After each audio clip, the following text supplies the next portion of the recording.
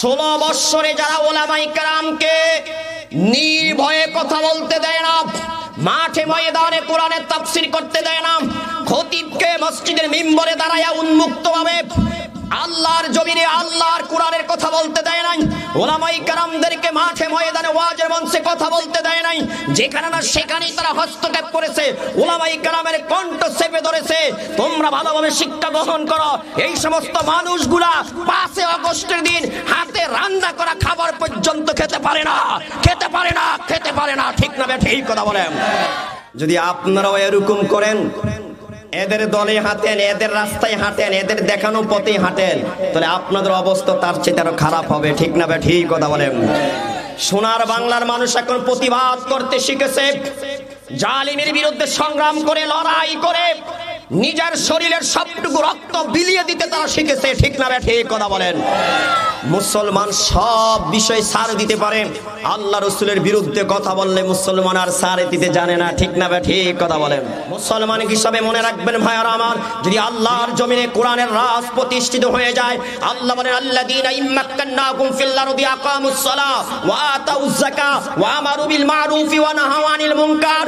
আল্লাহ বলেন আমি আল্লাহ যাদেরকে দেশের শাসন ক্ষমতা দান করি, যাদেরকে আমি আল্লাহ দেশের রাজা বানাই, তাদের 1 নম্বরে দায়িত্ব হলো তারা শাসক হওয়ার পরে আমি আল্লাহর জমিনে নামাজের বিধান প্রতিষ্ঠিত করবে, ঠিক না বেঠিক? কথা বলেন। আগামী দিন যদি সংসদ ভবন থেকে আইন পাশ হয়, জোহরের নামাজের আজান হওয়ার পরে একটা মুসলমানের বাচ্চাও মাঠে থাকতে পারবে না, দোকানদার দোকানের ঝাপ খোলা রাখতে পারবে না, চাকরিজীবী তার চাকরিস্থলে থাকতে পারবে না, ড্রাইভার তার ড্রাইভিং করতে পারবে না, কৃষক তার কৃষিকাজ করতে পারবে না। আমি আপনাদের কাছে জানতে চাই, তাহলে কোন মসজিদ বলেন, মাদ্রাসা বলেন, ওয়াইজ বলেন, মুফতি বলেন, শাইখুল হাদিস বলেন, বক্তা বলেন, কারো কি নামাজের ওয়াজ করা লাগবে? তাহলে কোরআনের রাজ প্রতিষ্ঠিত হলে লাভ না লস? কথা বলেন না, লাভ না লস? 1 নম্বরে নামাজ কি করবে? প্রতিষ্ঠিত করবে। নিজে নামাজ পড়বে, জাতিকে নামাজ পড়ার কথা বলবে। কথা বলেন না কেন ভাইয়ারা আমার? অথচ যারা আমাদের শাসক, যারা আমাদের প্রতিনিধি, যারা রাষ্ট্রের রাজা, তারা আমাদেরকে নামাজের কথা বলবে দূরের কথা, এরাই নামাজ পড়ে না। মাঝে মধ্যে জানাজার নামাজ পড়লো, ওযু ছাড়া পড়ে। আমার ভাইয়ারা, বন্ধুরা আমার আল্লাহ তামাম দুনিয়ার সমস্ত মানুষদেরকে জানিয়ে দিলেন, হে জগতের মানুষেরা শোনো, তোমাদের জন্য অহংকারী করার কিছুই নেই। আমি আল্লাহ তোমাদেরকে মাটির থেকে সৃষ্টি করেছি, আবার মাটির সাথে মিশিয়ে দেব। আবার আমি আল্লাহ তোমাদেরকে মাটির থেকে পুনরায় জীবিত করব, ঠিক না বেঠিক? কথা বলেন।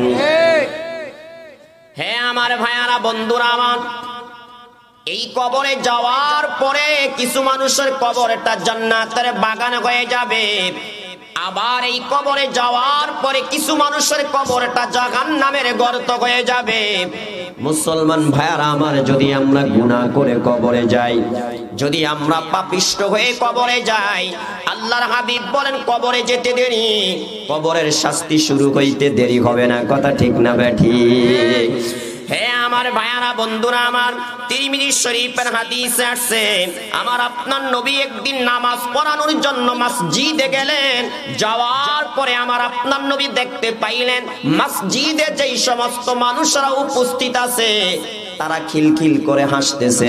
আমার আপনার নবী তাদেরকে দেখে বললেন, হে আমার সাহাবীরা শোনো, তোমরা যদি ওই মৃত্যুর কথা অধিক পরিমাণে স্মরণ করতে, যেই মৃত্যু তোমাদের দুনিয়ার সমস্ত স্বাদের বস্তুগুলা শেষ করে দিবে, তাহলে তোমরা এমন ভাবে হাসতে পারতে না।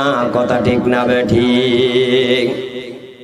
হ্যাঁ আমার ভাইয়ারা, বন্ধুরা আমার আপনার নবী তখন তাদেরকে বললেন, নাকসিরু যিকরা হাদিমিল লাযাতিল মাউত। হে আমার সাহাবীরা, তোমরা ওই মরণের কথা অধিক পরিমাণে স্মরণ করো, ওই মৃত্যুর কথা অধিক পরিমাণে তোমরা স্মরণ করো, যেই মৃত্যু তোমাদের দুনিয়ার সমস্ত স্বাদের বস্তু শেষ করে দিবে। মৃত্যু আসলো তো দুনিয়ার খানা বন্ধ হয়ে গেল, মৃত্যু আসলো তো দামি পানীয় বস্তু পান করা বন্ধ হয়ে গেল, মৃত্যু আসলো তো দামি খাটের মধ্যে শোয়া বন্ধ হয়ে গেল, মৃত্যু আসলো তো দুনিয়ার আনন্দ উল্লাস বন্ধ হয়ে গেল, ঠিক না ব্যাঠিক কথা বলেন। হ্যাঁ আমার ভাইয়ারা বন্ধুরা আমার আপনার নবী তারপরে বললেন ফা ইন্নাহু লাম ইয়াতি আলাল কবরি ইয়াউমুন ইল্লা তাকাল্লামা ফীহি ফায়াকুলু আনা বাইতুল গুরবা। আমার আপনার নবী বলেন প্রতিদিন কবর প্রতিটা মানুষকে ডেকে ডেকে বলে, হে আব্দুর রহমান, হে আব্দুর রহিম, হে আব্দুল কুদ্দুস, হে আয়েশা, হে ফাতেমা, হে কুলসুম, তুমি আমাকে ভুলে গেলে চলবে না, আমাকে ভুলে গেলে চলবে না। আমি কবর কইলাম পোকামাকড়ের ঘর, আবার কবর ডেকে বলে আনা বাইতুল ওয়াহদা, আমি কবর কইলাম একা একই ঘর। ঠিক না বেঠিক কথা বলেন। কবর তারপরে বলে ওয়া আনা বাইতুত তুরাব, আমি কবর কইলাম মাটির ঘর, আমি কবর কইলাম মাটির ঘর। কবর আবার ডেকে বলে ওয়া আনা বাইতুদ দুধ, হে আল্লাহর বান্দারা, হে আল্লাহর বান্দিরা শুনে রাখো, আমি কবর কইলাম পোকামাকড়ের ঘর, আমি কবর কইলাম একা একই ঘর, আমি কবর কইলাম সাপ বিচ্ছুর ঘর, আমি কবর কইলাম ভয়ঙ্কর ঘর।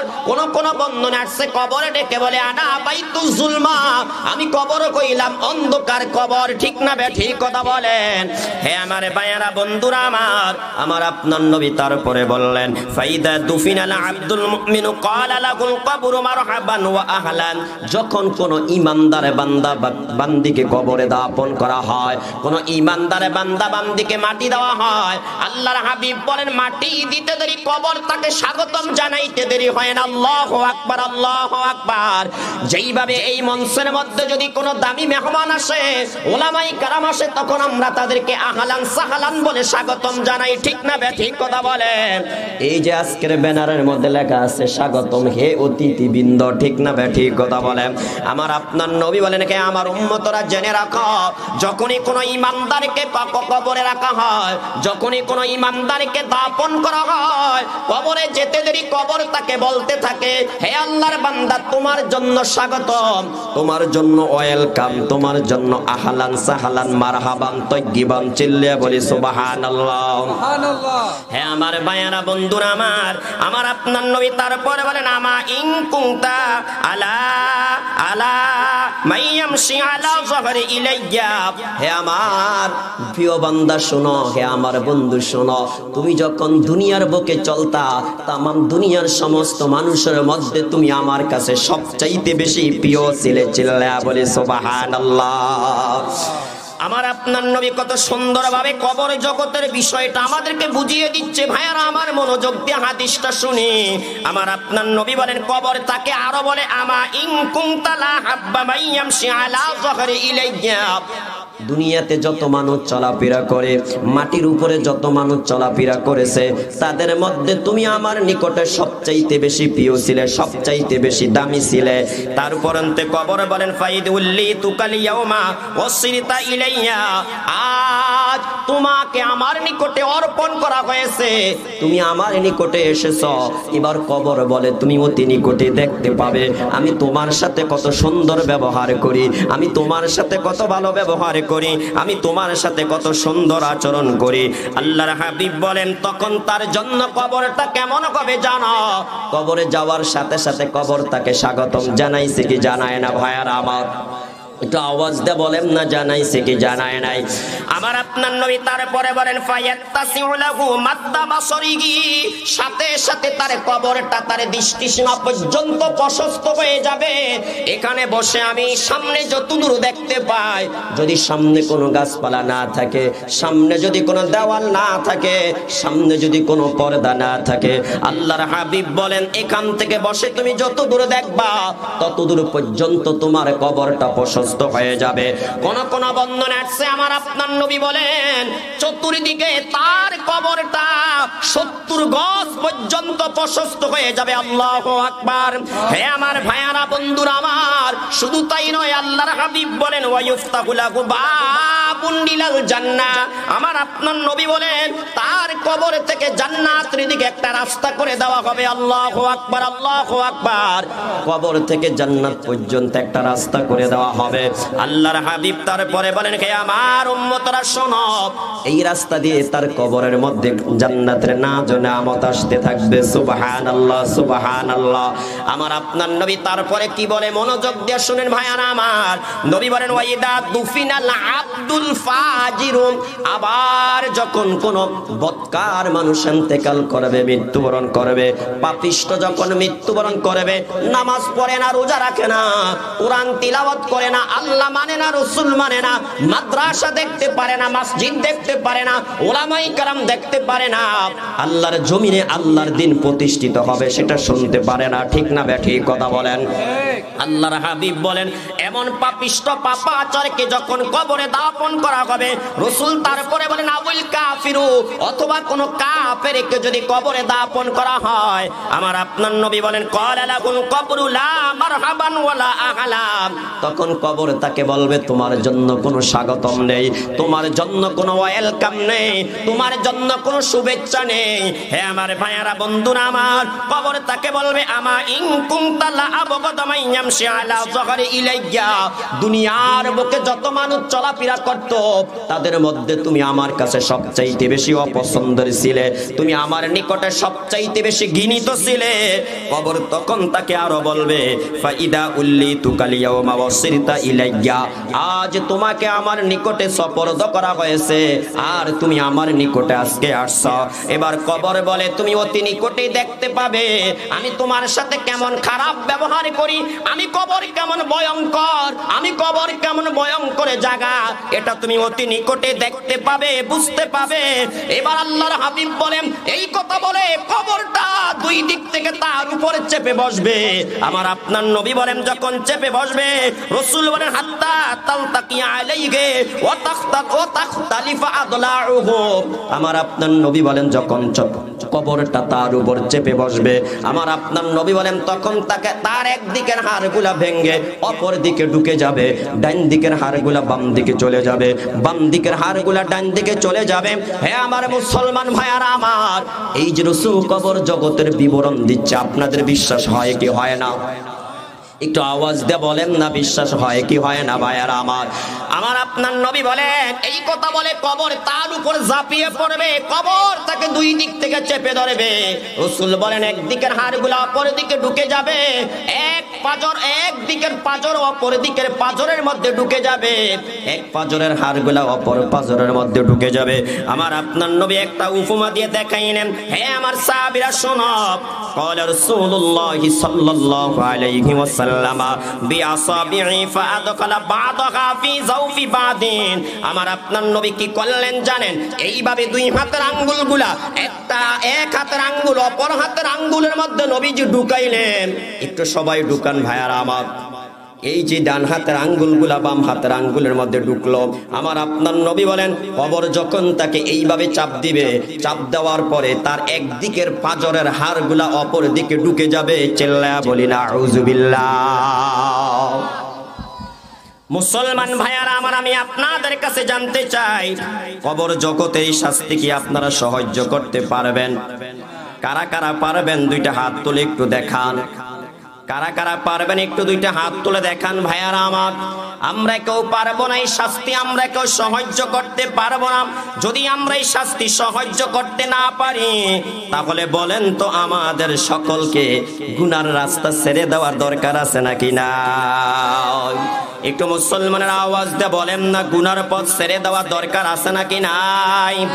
হে আমার ভাইয়ারা, বন্ধুরা আমার, আমার আপনার নবী তারপরে কি বলে একটু মনোযোগ দিয়ে শুনেন। নবী বলেন, ওয়ায়ুকাইয়াতুল্লাহু লাহু ৭০ তিন্নিনা, আল্লাহ তাআলা তারপরে তার কবরের মধ্যে ৭০টা সাপ কি করবে? নিযুক্ত করে দিবে। কয়টা সাপ? একটু আওয়াজ দিয়ে বলেন, আরো জোরে বলেন না, কয়টা ভাইয়ারা আমার?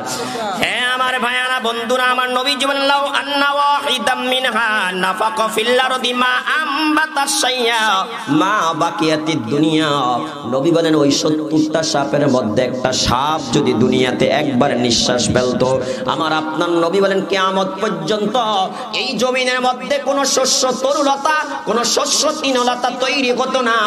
মুসলমান ভাইরা আমার একটাবার চিন্তা করে দেখেন আমার আপনার নবী বলেন ওই 70টা সাপের মধ্য থেকে একটা সাপ যদি একবার দুনিয়াতে একটা নিঃশ্বাস ফেলতো রাসূল বলেন সাপের নিঃশ্বাসে তেজ এত হবে ওই সাপের নিঃশ্বাসের ভিতরে এত পাওয়ার থাকবে আমার আপনার নবী বলেন তামাম দুনিয়াতে যত গাছপালা রয়েছে যত তরুলতা রয়েছে সব জলে ছাই হয়ে যাবে এমনকি এই জমিনটা কি হয়ে যাবে তামা হয়ে যাবে।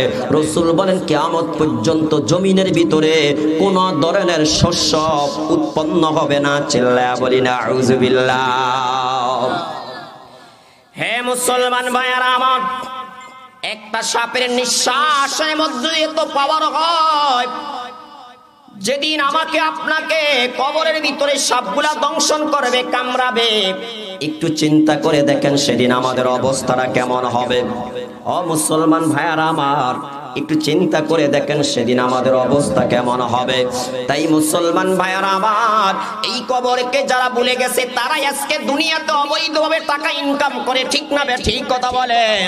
এই কবরের শাস্তি কথা যারা ভুলে গেছে এই কবরের নাজ নিয়ামতের কথা যারা ভুলে গেছে এই কবরের বিষাক্ত সাপ বিচ্ছুর কথা যারা ভুলে গেছে একা একই অন্ধকার কবরের কথা যারা ভুলে গেছে এই অন্ধকার কবরের কথা যারা ভুলে গিয়েছে আল্লাহর হাবিব বলেন তারাই অবৈধভাবে দুনিয়াতে টাকা ইনকাম করে তারাই নামাজ পড়ে না তারাই রোজা রাখে না তারাই জুলুম করে তারাই অত্যাচার করে তারাই দেশের সম্পদ বিদেশ পাচার করে ওই বেগম পাড়ায় বড় বড় দালান কোটা বিল্ডিং করে কথা ঠিক না বেঠি।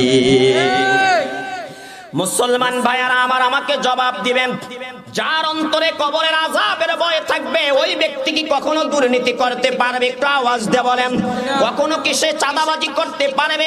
কখনো সে টেন্ডারবাজি করতে পারবে? এক ভাই অপর ভাইয়ের সম্পদ আত্মসাৎ করতে পারবে? ভাই হয়ে বোনের সম্পদ আত্মসাৎ করতে পারবে? বাবা হয়ে মেয়েদের সম্পদ ছেলেদের নামে লিখে দিয়ে যাইতে পারবে? কথা বলেন না না কোনোদিনও পারবে না। এই জন্য আমার আপনার নবী বলেন হে আমার উম্মতেরা তোমরা ওই মরণের কথা অধিক পরিমাণে স্মরণ করো যেই মরণ দুনিয়ার সমস্ত স্বাদের বস্তু শেষ করে দেয় ঠিক না বে ঠিক। হে আমার ভাইয়ারা বন্ধুরা আমার আপনার নবী তারপরে কি বলেছে একটু মনোযোগ দিয়ে শুনেন। হে আমার ভাইয়ারা নবীজি বলেন ফায়ান হাসনাহু ওয়া ইয়াখদিসনাহু হাত্তা ইউফদিয়া বিহিল হিসাব। রাসূল বলেন তার কবরে যে 70টা বিষাক্ত সাপ নিযুক্ত করে দেওয়া হবে তার কবরে 70টা অজগর সাপ চলে আসবে। এই সাপগুলা কিয়ামত পর্যন্ত তাকে দংশন করবে কিয়ামত পর্যন্ত তাকে কামড়াইতে থাকবে কিয়ামত পর্যন্ত তাকে আল্লাহর হাবিব বলেন খামসাইতে থাকবে। চিল্লায়া বলি না আউযুবিল্লাহ।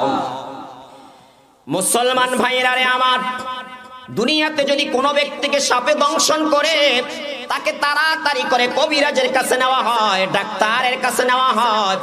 আমি আপনাদের কাছে জানতে চাই আমার এই 3.5 হাত বডিতে যখন একসাথে এক যোগে 70টা সাপ দংশন করা শুরু করবে একটু চিন্তা করে দেখেন ওই দিন আমার অবস্থাটা কেমন হবে ভাইয়ারা আমার।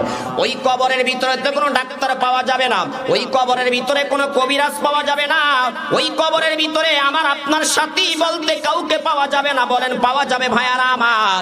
হে আমার মুসলমান ভাইয়ারা পর্দার আড়ালের মা বোনেরা এই জন্য এখনো সময় আছে আমরা দুনিয়াতে থাকা অবস্থায় পাপ ছেড়ে দেই অন্যায় করা ছেড়ে দেই জুলুম করা ছেড়ে দেই ঠিক না বে ঠিক কথা বলেন। একটু চিন্তা করে দেখেন 70টা সাপ যখন এক যুগে আমাদেরকে দংশন করতে থাকবে ওই কবরে আমাদের অবস্থা কেমন হবে যেখানে কোনো কবিরাজের ব্যবস্থা থাকবে না যেখানে কোনো ডাক্তারের ব্যবস্থা থাকবে না যেখানে কোনো ওঝা বৈদ্যের ব্যবস্থা থাকবে না। মুসলমান ভাইরা আমার একটু চিন্তা করে দেখেন আমার এই ছোট্ট শরীরের মধ্যে যদি 70টা সাপ একসাথে দংশন করতে থাকে এক টুকরা গোস্ত করে তো তাদের ভাগে পড়বে না ঠিক না বে ঠিক কথা বলেন। তাই ভাইয়ানা আমার বন্ধুরা আমার এই কবরের কথা বেশি বেশি করে স্মরণ করার দরকার আছে নাকি নাই?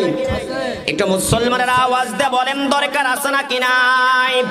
হে আমার ভাইয়ারা, বন্ধুরা আমার, এই হাদিসের মধ্যে আল্লাহর হাবিব 70টা সাপের কথা বলেছেন। অপর হাদিসে আল্লাহর হাবিব বলেছেন একটা গুনাহগার পাপিষ্ট কাফের বেঈমানের কবরের মধ্যে আল্লাহর হাবিব বলেন 99টা সাপ থাকবে। চিল্লায়া বলি না আউযুবিল্লাহ। ক্বালা রাসূলুল্লাহ সাল্লাল্লাহু তাআলা আলাইহি ওয়াসাল্লাম লা ইউসাল্লাতু আলাল কাফিরিনা ফি কবরিহি 99 তিন্নিনা।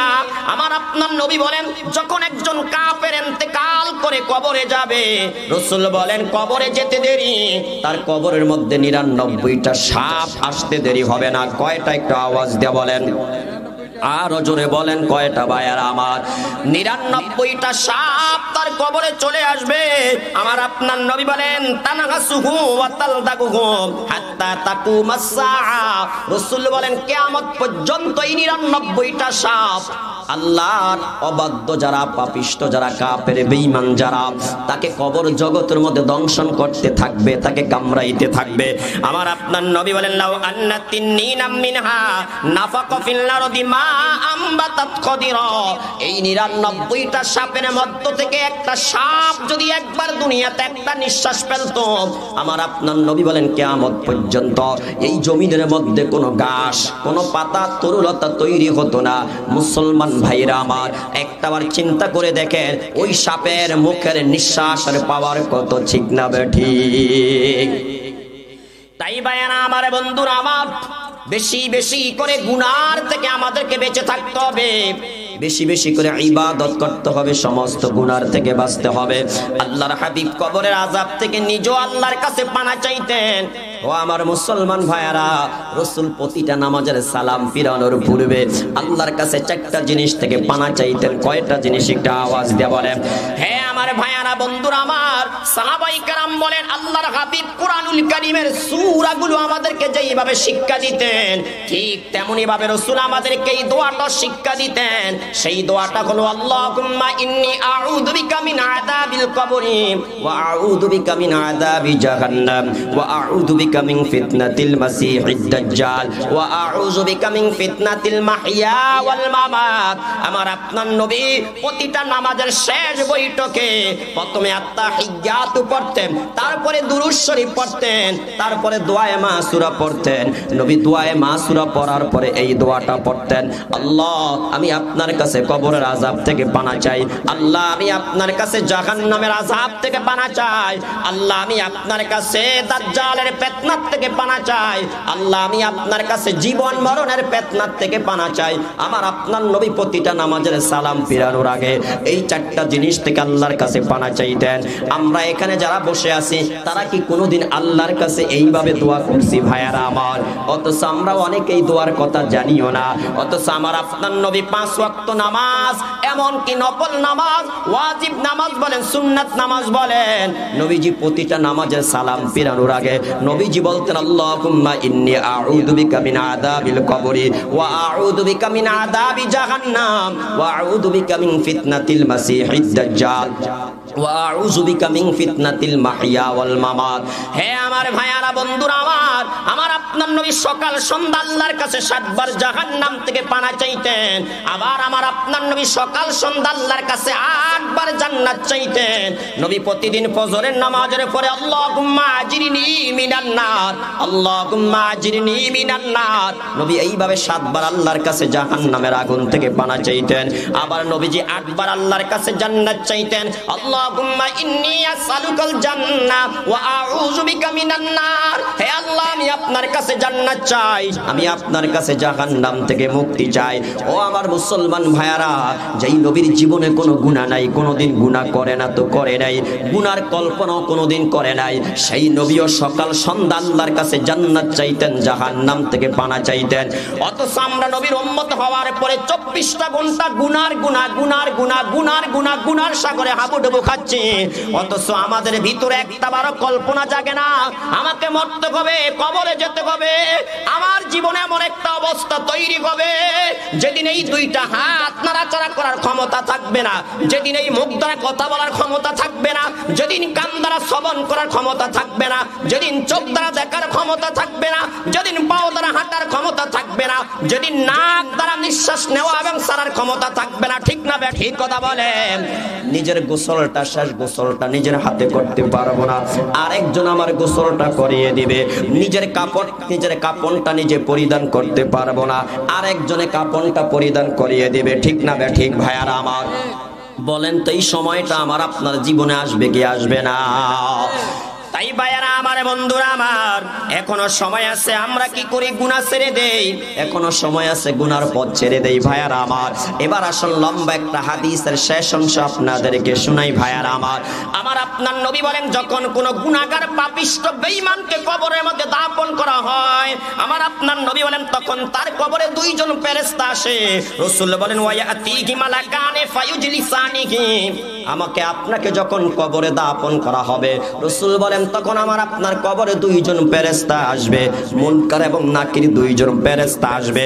আমার আপনার নবী বলেন এই দুইজন ফেরেশতা এসে আমাকে আপনাকে বসাইবে, বসানোর পরে প্রশ্ন করবে, ফায়াকুলানে লাগু মার রব্বুকা, ওই দুইজন ফেরেশতা আমাকে আপনাকে প্রশ্ন করবে, তোমার রব কে? হে আমার ভাইয়ারা, বন্ধুরা আমার, নবীজি বলেন ফায়াকুলু হা হা লা আদরি, তখন ওই গুনাহগার পাপিষ্ঠ বেঈমান নাস্তিক মুরতাদ বলবে, আমি জানি না, আমি জানি না আমার রব কে। আমি আপনাদের কাছে জানতে চাই, যারা দুনিয়াতে থাকতে রবের গোলামি করে নাই, যারা দুনিয়াতে থাকতে রবের দাসত্ব করে নাই, যারা দুনিয়াতে থাকতে রবকে রব বলে রবের সামনে স্যালেন্ডার করে না, যারা দুনিয়াতে থাকতে রাজনীতি করতে যে রবের বিধান মানে না, পারিবারিক জীবনে রবের বিধান মানে না, ব্যক্তিগত জীবনে রবের বিধান মানে না, সামাজিক জীবনে রবের বিধান মানে না, আন্তর্জাতিক জীবনে রবের বিধান মানে না, ব্যবসা করতে যে রবের বিধান মানে না, চাকরি করতে যে রবের বিধান মানে না, এই সমস্ত মানুষগুলা কি কবরে যে রবের পরিচয় দিতে পারবে? একটু আওয়াজ দিয়ে বলেন না পারবে ভাইয়ারা আমার? ফেরেশতা তাকে উঠাবে, তাকে বসাবে, বসানোর পরে প্রশ্ন করবে, মার রব্বুকা, তোমার রব কে? তোমার সৃষ্টিকর্তাকে, তোমার পালনকর্তাকে, তোমার রিজিকদাতাকে, তোমার মালিককে? তখন ওই ব্যক্তি বলবে, হা হা লা আদরি, আফসোস আফসোস, আমি জানি না আমার রবকে। ও আমার ভাইয়ারা, বন্ধুরা আমার, আমি আপনাদের কাছে জানতে চাই, আমরা কবরে যাওয়ার পরে আমাদেরকে এই প্রশ্নটা করবে কি করবে না? এই জন্য দুনিয়াতে থাকতে রবের বিধান মানার দরকার আছে নাকি নাই? একটু আওয়াজ দিয়ে বলেন না, রবের বিধান মানার দরকার আছে নাকি নাই? হে আমার মুসলমান ভাইয়ারা, ব্যক্তিগত জীবনে রবকে মানতে হবে, পারিবারিক জীবনে রবকে মানতে হবে, সামাজিক জীবনে রবকে মানতে হবে, আন্তর্জাতিক জীবনে রবকে মানতে হবে। রাজনীতি করতে গেলে রবকে মানা যাবে না, মানা যাবে না? কথা বলেন, যাবে না? এর কথা বলেন না কেন আপনারা? হে আমার ভাইয়ারা, বন্ধুরা আমার দেশে দেখবেন বহু মুসলমান আছে, নামাজ পড়ার বেলা 1 নাম্বার, রোজা রাখার বেলা 1 নাম্বার, যাকাত দিতে সমস্যা নাই, পর্দা করতে সমস্যা নেই, মসজিদ করে দিতে সমস্যা নাই, মাদ্রাসা করে দিতে সমস্যা নাই, কিন্তু যখন বলা হয় কোরআনের রাজনীতি করো, তখন তার মুখটা বাঁকা হয়ে যায়। ঠিক না বে ঠিক কথা বলেন? হে আমার ভাইয়ারা, বন্ধুরা আমার, যেই সমস্ত মানুষগুলা নামাজ পড়ে, রোজা রাখে, কোরআন তিলাওয়াত করে, হজ করে, উমরা করে, পর্দা করে, কিন্তু রবের বিধান কোরআন দিয়ে দেশ পরিচালনা করার কথা বললে চেহারা কালো হয়ে যায়। মনে রাখবেন, এরা মুসলমান নয়, এরা মুনাফিক, এরা মুনাফিক, এরা মুনাফিক। ঠিক না বে ঠিক কথা বলেন? কেননা মুমিনরা এটা বিশ্বাস করে, নামাজ পড়া যেমন ফরজ, রোজা রাখা যেমন ফরজ, পর্দা করা যেমন ফরজ, হজ করা যেমন ফরজ, তেমনি ভাবে আল্লাহর জমিনে আল্লাহর দ্বীন প্রতিষ্ঠিত করার জন্য, আল্লাহর জমিনে আল্লাহর রাজ প্রতিষ্ঠিত করার জন্য সেই সংগ্রাম করা ফরজ। ঠিক না বে ঠিক কথা বলেন? তাহলে যারা নামাজের কথা বললে খুশি হয়, রোজার কথা বললে খুশি হয়, পর্দার কথা বললে খুশি হয়, যাকাতের কথা বললে খুশি হয়, কিন্তু ইসলামী রাজনীতির কথা বললে চেহারা কালো হয়ে যায়, এরা মুসলমান নয়, এরা মুসলমান নয়, এরা হলো মুনাফিক। কথা ঠিক না বে ঠিক? কারণ এরা ভালো করে জানে যদি এই দেশে কোরআন দিয়ে রাষ্ট্র পরিচালনা করা হয় তাহলে চোরের আর চুরি করার সুযোগ থাকবে না, ডাকাতের ডাকাতি করার সুযোগ থাকবে না, জিনাখোরের জিনা করার সুযোগ থাকবে না, টেন্ডারবাজের টেন্ডারবাজি করার সময় থাকবে না। ঠিক না বে ঠিক কথা বলেন?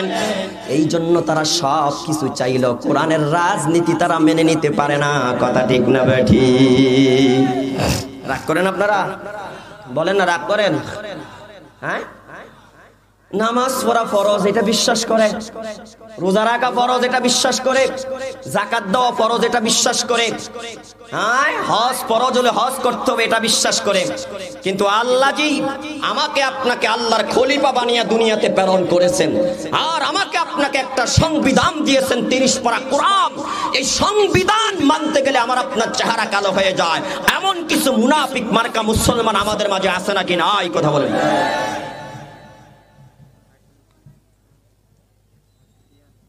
কোরআন দিয়ে রাষ্ট্র চালাইলে চোর আর চুরি করতে পারবে? বলেন না। দেশের সম্পদ চুরি করে বিদেশ পাচার করতে পারবে? একটু মুসলমানের আওয়াজ দিয়ে বলেন পারবে? আল্লাহ। 2 শ্রেণীর মানুষ ইসলামী রাজনীতিকে মেনে নিতে পারে না। বলেন কয় শ্রেণী? একটু আওয়াজ দিয়ে বলেন কয় শ্রেণী? মুসলমানের আওয়াজ দিয়ে বলেন কয় শ্রেণীর মানুষ? হে আমার ভাইয়েরা, বন্ধুরা আমার,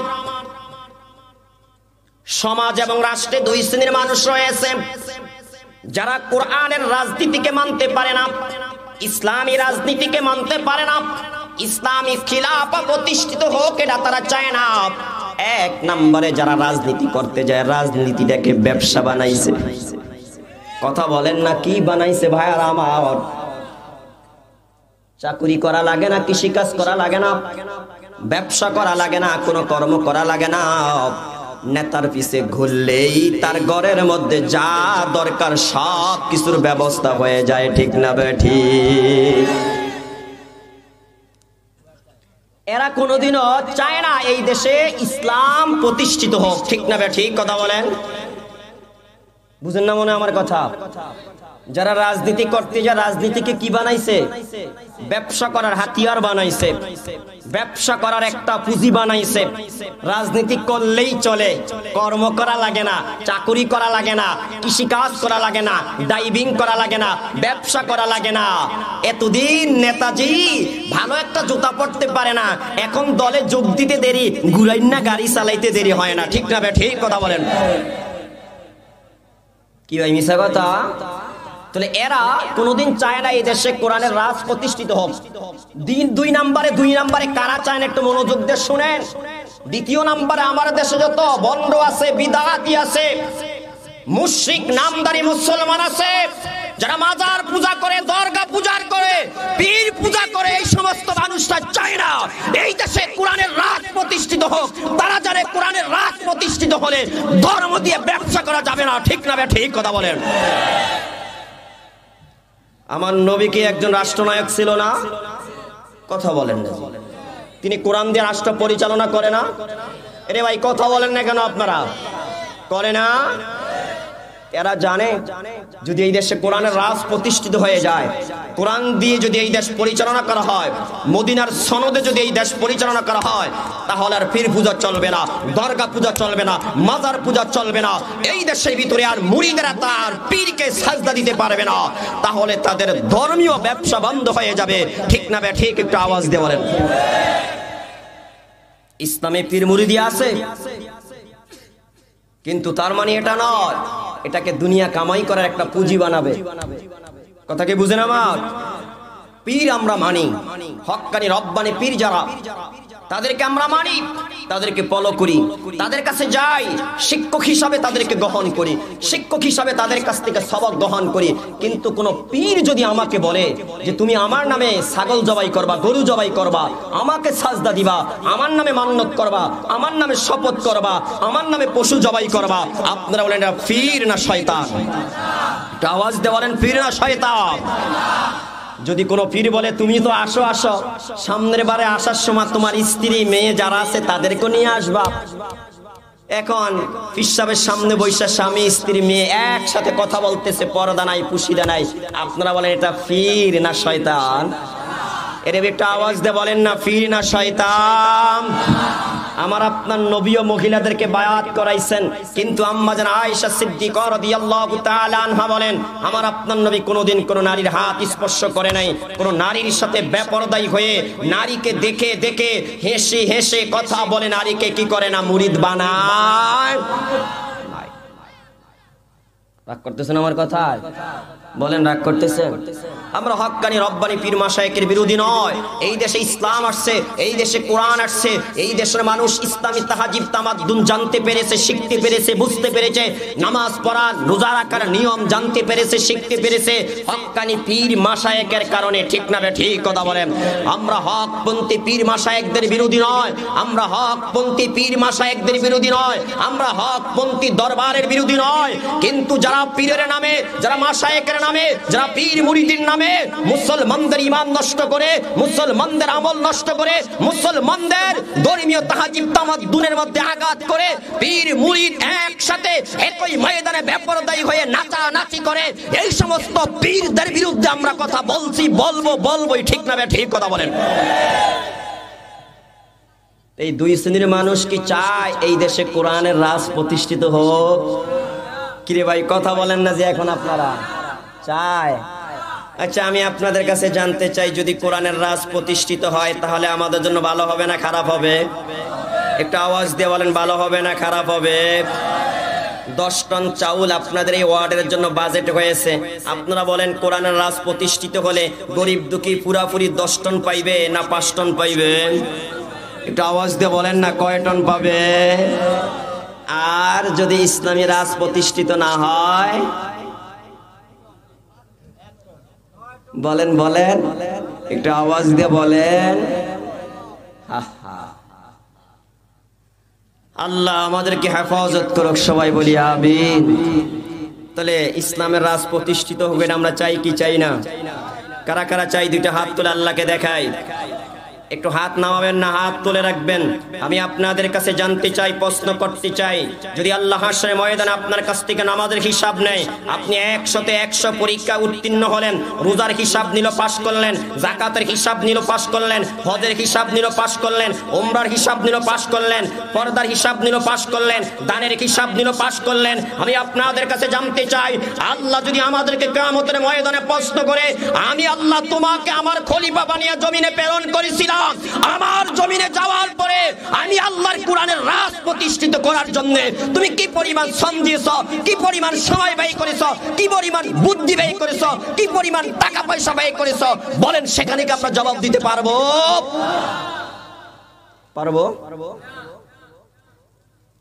বুঝেন না মনে হয়? হ্যাঁ, আল্লাহ আমাদেরকে দুনিয়াতে পাঠাইছে, আর বলেন কি জানেন? ওমা খালাকতুল জিন্না ওয়াল ইনসা ইল্লা লিয়াবুদুন, আমি মানব এবং দানবকে বানাইছি কেবলমাত্র শুধুমাত্র আমার গোলামি করার জন্য, আমার ইবাদত করার জন্য, আমার ইবাদত করার জন্য। আল্লাহ আমাদেরকে মানব জাতিকে, দানব জাতিকে সৃষ্টি করলেন আল্লাহর ইবাদত করার জন্য, আল্লাহর দাসত্ব করার জন্য, আল্লাহ তাআলার সামনে মাথা নত করার জন্য।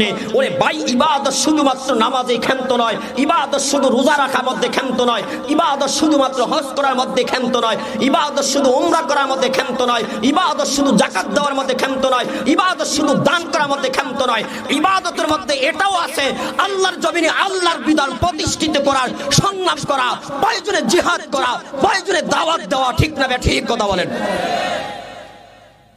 শুধু নামাজ পড়লাম ইবাদত পরিপূর্ণ হয়ে গেল? কথা বলেন। হ্যাঁ, জিহাদ করা এটা ইবাদত কিনা? কথা বলে না কেন? ইসলামী রাজনীতি করা এটা ইবাদত কিনা? কিরে ভাই কথা বলেন না আপনারা? এখানে কি ইসলামী রাজনীতি করেন না? কোনো কর্মী নাই তো কথা বলেন না যে ভয় পায়? 16 বছর তো ভয়ে ভয়ে ছিলেন, এখন ভয় পান কেন? কথা কয় না? এখনো কি ভয় পান নাকি? হ্যাঁ, ভালোভাবে শিক্ষা গ্রহণ করো। 16 বছরে যারা ওলামায়ে কেরামকে নির্ভয়ে কথা বলতে দেয় না, মাঠে ময়দানে কোরআনের তাফসীর করতে দেয় না, খতিবকে মসজিদের মিম্বরে দাঁড়ায়া উন্মুক্তভাবে আল্লাহর জমিনে আল্লাহর কোরআনের কথা বলতে দেয় নাই, ওলামায়ে কেরামদেরকে মাঠে ময়দানে ওয়াজের মঞ্চে কথা বলতে দেয় নাই। যেখানে না সেখানেই তারা হস্তক্ষেপ করেছে, ওলামায়ে কেরামের কণ্ঠ চেপে ধরেছে। তোমরা ভালোভাবে শিক্ষা গ্রহণ করো। এই সমস্ত মানুষগুলা 5 আগস্টের দিন হাতে রান্না করা খাবার পর্যন্ত খেতে পারে না, খেতে পারে না, খেতে পারে না। ঠিক না বে ঠিক কথা বলেন?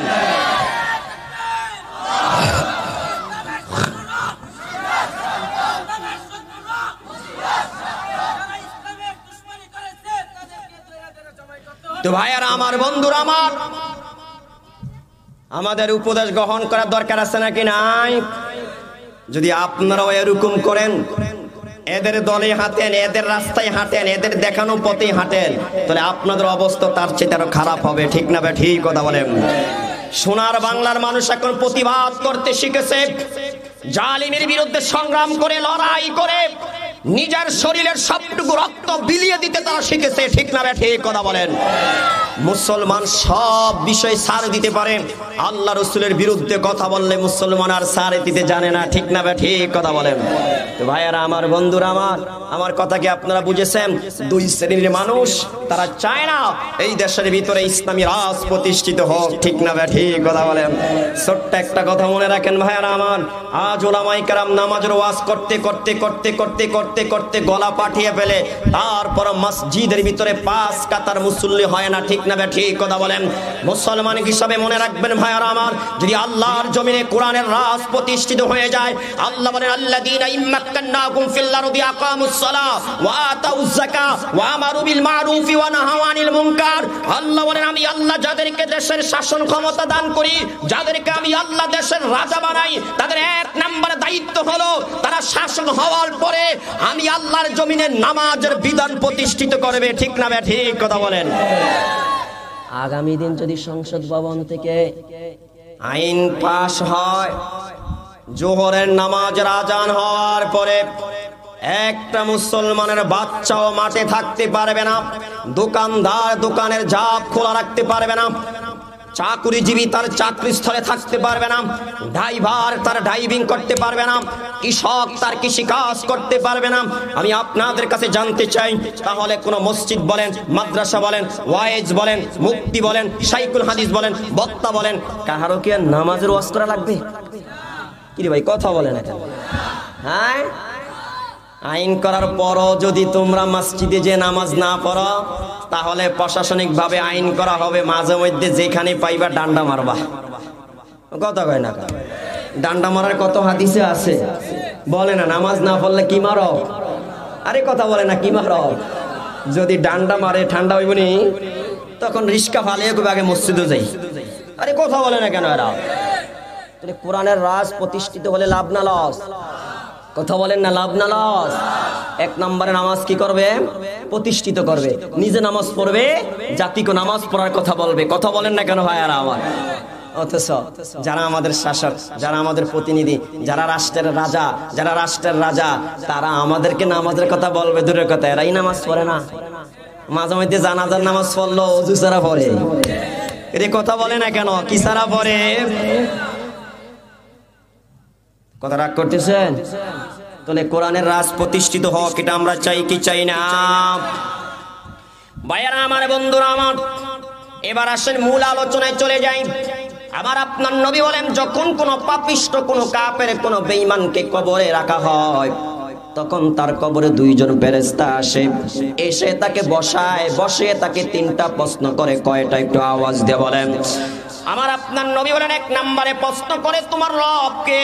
ওই ব্যক্তি জবাব দেয় না না আমি জানি না আমার রব কে। 2য় নম্বরে প্রশ্ন করে তোমার ধর্ম কি? সে জবাব দিয়ে দেয় আমি জানি না আমার ধর্ম কি। কেননা দুনিয়াতে থাকতে ধর্ম মানে না। আবার নেতাজি মাঝে মধ্যে স্লোগান দিত ধর্ম নিরপেক্ষ। ঠিক না ঠিক কথা বলেন? আবার মাঝে মধ্যে নেত্রী স্লোগান দিত ধর্ম যার যার উৎসব সবার। এমন নেতা নেত্রী আছে নাকি না? এই সমস্ত স্লোগান যারা দিয়েছে, কবরে যাওয়ার পরে যখন তাদেরকে প্রশ্ন করা হবে, ওয়ামা দিনুকা, হে আল্লাহর বান্দা, হে আল্লাহর বান্দি, জবাব দাও তোমার দিন কি, তোমার ধর্ম কি, দুনিয়াতে থাকতে কোন ধর্ম পালন করেছিলা? ওই সময় আমাদের নেতা, আমাদের নেত্রী, আমাদের নেতাজি, আমাদের নেত্রীজি জবাব দিবে হা হা লা আদরি, আমি আমি জানি না আমার ধর্ম কি। কেন দুনিয়াতে থাকতে বলতো ধর্ম নিরপেক্ষ, ঠিক না বে ঠিক কথা বলেন? দুনিয়াতে থাকতে স্লোগান দিত ধর্ম যার যার উৎসব সবার। আপনারা কি বলেন ধর্ম যার যার উৎসব সবার? কথা বলেন না ভাইরা আমার। না না, ধর্ম যার উৎসব তার, ঠিক না বে ঠিক? তৃতীয় নম্বরে প্রশ্ন করবে আমার আপনার নবী বলেন, তৃতীয় নম্বরে প্রশ্ন করবে ফায়াকুলানি লাকু মা হাদার রাজুলু আল্লাযী বুইসা ফীকুম। তৃতীয় নম্বরে প্রশ্ন করা হবে আমার আপনার নবীর ব্যাপারে। অন্য হাদিসের মধ্যে আসছে তার কবর থেকে নিয়ে রওজা মুবারক পর্যন্ত একটা রাস্তা করে দেওয়া হবে, আর আমার আপনার নবীর চেহারা মুবারক তার সামনে তুলে ধরা হবে, আর তাকে প্রশ্ন করা হবে এই লোকটাকে তুমি চিনো কিনা, যেই লোকটাকে তোমাদের নিকটে দুনিয়াতে নবুয়ত এবং রিসালাতের দায়িত্ব দিয়ে প্রেরণ করা হয়েছিল। তখন সে জবাব দিবে হা হা লা আদরি, না আমি তাকে চিনি না, আমি তাকে চিনি না। কেমনে চিনবে? দুনিয়াতে থাকতে কালমার্সের আদর্শ মেনেছে। কথা বলেন না কেন ভাইরা আমার? দুনিয়াতে থাকতে অমকের তমকের মন্ত্র তন্ত্র মেনেছে, আমার আপনার নবীকে আদর্শ হিসাবে গ্রহণ করে নাই। আমার আপনার নবীকে নেতা হিসাবে আমার আপনার নবীর আদর্শ গ্রহণ করে নাই। আমি আপনাদের কাছে জানতে চাই, দুনিয়ার প্রতিটা কাজে কর্মে আমার আপনার নবীর ভিতরে আদর্শ আছে নাকি নাই? একটু আওয়াজ দিয়ে বলেন না আছে নাকি নাই? আল্লাহ তাআলা জানিয়ে দিলেন লাকাদ কানা লাকুম ফি রাসূলিল্লাহি উসওয়াতুন হাসানাহ লিমান কানা ইয়ারজুল্লাহা ওয়াল ইয়াউমাল আখির ওয়া যাকারাল্লাহা কাসীরা। আল্লাহ বলেন, হে জগতের মানুষরা শুনো, তুমি যদি বাবা হয়ে থাকো আমার রাসূলের মধ্যে আদর্শ খোঁজো, ঠিক না বে ঠিক কথা বলেন? আমার নবীও কিন্তু বাবা ছিল, ছিল কি ছিল না ভাইয়েরা আমার? আমার আপনার নবী বলেন তাহলে তুমি আদর্শ পেয়ে যাইবা। নবী আবার বলেন, হে আল্লাহ বলেন, হে জগতের মানুষ, যদি তুমি নেতা হও তাহলে আমার নবীর মধ্যে আদর্শ খোঁজো। আমার নবীও একজন নেতা ছিল। কেমন নেতা জানেন? আমার আপনার নবীর আগে এত সুন্দর নেতা, এত আদর্শবান নেতা পৃথিবীতে আসে নাই। আর আমার আপনার নবীর পরে কিয়ামত পর্যন্ত এত বড় আদর্শবান নেতা দুনিয়াতে আর কোনোদিন আসবে না, ঠিক না বে ঠিক? আমার আপনার নবী একজন রাজনীতিবিদ ছিলেন কিনা? কি ভাই কথা বলেন না কেন? সাধারণ রাজনীতিবিদ ছিলেন? সর্বকালের সর্বশ্রেষ্ঠ একজন রাজনীতিবিদ ছিলেন, সর্বকালের সর্বশ্রেষ্ঠ একজন নেতা ছিলেন, সর্বকালের সর্বশ্রেষ্ঠ একজন আদর্শ পুরুষ ছিলেন, ঠিক না বে ঠিক কথা বলেন? সব জায়গায় রাসূলকে মানব, শুধু সংসদ ভবনে রাসূলকে মানব না। কারণ সংসদ ভবনে রাসূলকে মানতে গেলে আমার দ্বারা দুর্নীতি করা যাবে না। সব জায়গায় রাসূলকে মানব। মেম্বারগিরি করতে গেলে রাসূলকে মানব না, কেননা মেম্বারগিরি করতে গিয়ে রাসূলের আদর্শ মানলে গরিব দুঃখীর চাউল ডাউল বাতা চুরি করা যাবে না, ঠিক না বে ঠিক কথা বলেন? সব জায়গায় রাসূলকে মানব। চেয়ারম্যানগিরি করতে গেলে রাসূলকে মানব না, সব জায়গায় রাসূলকে মানব। এমপিগিরি করতে গেলে রাসূলকে মানব না, সব জায়গায় রাসূলকে মানব। সব জায়গায় রাসূলের আদর্শ মানব, রাসূলের সুন্নাত মানব। খানা শেষে মধু পান করব, খানা শেষে মিষ্টি পান করব, বিবাহ শাদীতে কি করব খাজুর ছিটিয়ে দেওয়ার সুন্নাত মানব। ডাইন পায়ে জুতা পরা সুন্নাত মানব, জুতা খোলার সময় বাম পা খুলবাই সুন্নাত মানব। মসজিদে ঢোকার সময় ডাইন পাও দিয়ে ঢুকবাই সুন্নাত মানব। মসজিদ থেকে বের হওয়ার সময় বাম পাও দিয়ে ঢুকবো, বাম পাও দিয়ে বের হবাই সুন্নাত মানব। কিন্তু একজন মন্ত্রী হওয়ার পরে মন্ত্রীগিরি করতে গিয়ে রাসূলের সুন্নাত মানব না, রাসূলের আদর্শ মানব না। যদি মানি তাহলে কলমের খোসা দিয়ে লক্ষ কোটি টাকা বিদেশ পাচার করে বেগম পাড়া বাড়ি গাড়ি করা যাবে না, ঠিক না বে ঠিক কথা বলেন? নেতাদের অবস্থা এমন না? কথা বলে না? হ্যাঁ, মিষ্টি খাওয়ার সুন্নাত এটা ভালোই মানে কথা কয় না? দাওয়াত দেওয়ার পরে যদি খানার শেষে মিষ্টি না থাকে, কি রে মিষ্টি নাই? মিষ্টি করি না তো। কেউটা জানোস না খানার শেষে মিষ্টি খাওয়ান যে সুন্নত? কথা কয় না গা? হ্যাঁ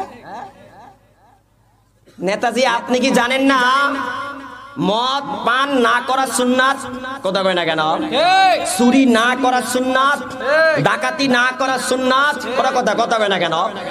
জিনা না করা সুন্নাত, বিচার করতে গেলে ঘুষ না খাওয়া সুন্নাত, পরের জমি জায়গা জোর করে আত্মসাৎ না করা সুন্নাত, এক দলের লোক হয়ে আরেক দলের লোককে গুম না করা সুন্নাত। এটা কি আপনি জানেন না? এটা জানেন? খানার শেষে মিষ্টি খাওয়া এটা ভালো যায়। কি কথা বলেন না কেন ভাইয়ারা আমার? খানার পরে মিষ্টি খাওয়ার সুন্নাতটা ভালোই বুঝে, কিন্তু অন্যান্য কাজে রাসূলের আদর্শ রাসূলের সুন্নাত মানতে কি নয় রাজি? রাগ করতেছেন আপনারা আমার কথা? সমাজের নেতা কারা বলেন তো? রাতে যারা দেখবেন চুরি করে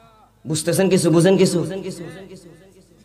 তো ভাইয়েরা আমার, বন্ধুরা আমার, আমার আপনার নবী বলেন, 1 নম্বরে আগুনের বিছানা বিছিয়ে দেওয়া হবে, 2 নম্বরে আগুনের পোশাক পরিধান করিয়ে দেওয়া হবে, 3 নম্বরে কবর থেকে জাহান্নাম পর্যন্ত একটা রাস্তা করে দেওয়া হবে, একটা দরজা তৈরি করে দেওয়া হবে। আল্লাহর হাবিব বলেন ওই দরজা দিয়ে জাহান্নামের উত্তপ্ত হাওয়া তার কবরে আসতে থাকবে। হে আমার ভাইয়ারা, বন্ধুরা আমার, শুধু তাই নয়, 4র্থ নম্বরে আমার আপনার নবী বলেন ওয়ায়ুদাইয়াকু আলাইকি কবরুহু হাত্তা তাক্তালিফা ফীহি আদলাউহু। আল্লাহ তাআলা বলবেন, হে কবর, 2 দিক থেকে তাকে একটা চাপ দাও। কি দাও? একটা আওয়াজ দিয়ে বলেন, আরো জোরে বলেন না, কি দাও ভাইয়ারা আমার? আল্লাহ বলবে, ও কবর, এটা আমার নাফরমান বান্দা, আমার নাফরমান বান্দি, তাকে অনেক সুন্দর করে বানাইলাম, কত আদর করে বানাইলাম, তাকে বানাইতে যায়া, তার চেহারাটা বানাইতে যায় আমি আল্লাহ আমার কুদরতি হাত ব্যবহার করলাম, ঠিক না ব্যাঠি কথা বলেন? আমি আল্লাহ কত সুন্দর করে তাকে 2টা চক্ষু দিলাম। আলাম নাজআল লাহু আইনাইন, আলাম নাজআল লাহু আইনাইন, আলাম নাজআল লাহু আইনাইন ওয়া লিসানাও ওয়া শাফাতাইন। আল্লাহ বলেন, আমি কি তোমাকে 2টা চক্ষু দেই না? আমি আল্লাহ কি তোমাকে একটা জিহ্বা দেই না? যেই 2টা চোখ দিয়ে তুমি দুনিয়ার অনেক কিছু দেখতে পাও বান্দা, যেই জিহ্বা দিয়ে কত ধরনের কথা বলতে পারো, যেই জিহ্বার মধ্যে দিলে তিতা, চুয়া, টক কথা হয় না, নাকি কম্পিউটার লাগিয়ে রাখছেন? কথা বলে না কেন? জিহ্বা দিল, জিহ্বায় বলে দেয় এটা টক, জিহ্বায় দিল, জিহ্বায় বলে দেয় মিষ্টি, জিহ্বায় দিল, জিহ্বায় বলে দেয় এটা কড়া। কথা বলেন না কেন ভাইরা আমার? আল্লাহু আকবার, আল্লাহু আকবার। ও মুসলমান ভাইরা আমার, সেদিকে যাওয়ার সময় নাই, আল্লাহর সৃষ্টি জগৎ নিয়ে কথা বলার সময় নাই। দেখবেন মুসলমান ভাইরা আমার, আপনি যদি এরিদান লাগানোর সময় যদি 5 থেকে 6 ঘন্টা মাঠে থাকেন পানির মধ্যে, আপনার হাতের চামড়া, পায়ের চামড়াগুলো কিভাবে সাদা হয়ে যায়, ঠিক না ব্যাঠি কথা বলেন? হে মুসলমান ভাইরা আমার, মায়ের গর্ভ থেকে দুনিয়াতে আসার পরে 24টা ঘন্টায় আমার আপনার জিহ্বাটা পানির মধ্যে ভাসতেছে, ঠিক না ব্যাঠি কথা বলেন? কোনদিন কি জিহ্বার মধ্যে পছন্দ রয়েছে ভাইরা আমার? একটাবার চিন্তা করে দেখেন, মাঝে মধ্যে জ্বর সর্দি হওয়ার পরে যখন জিহ্বার পানি শুকিয়ে যায়, কত কষ্ট লাগে, কত কষ্ট লাগে, মনে হয় যেন নিঃশ্বাসটা বেরিয়ে যাবে, দমটা বেরিয়ে যাবে, ঠিক না ব্যাঠি কথা বলেন? ও আমার মুসলমান ভাইরা, আমার আল্লাহ যে অঙ্গটা যেভাবে বানানোর দরকার সেভাবে বানাইছে, ঠিক না ব্যাঠি কথা বলেন? অথচ সে আল্লাহকে আজকে মানি নাই, সে আল্লাহর কথা ভুলে গেলাম, সে আল্লাহর গোলামি আজকে বাদ দিয়ে দিলাম, ঠিক না ব্যাঠি ভাইরা আমার?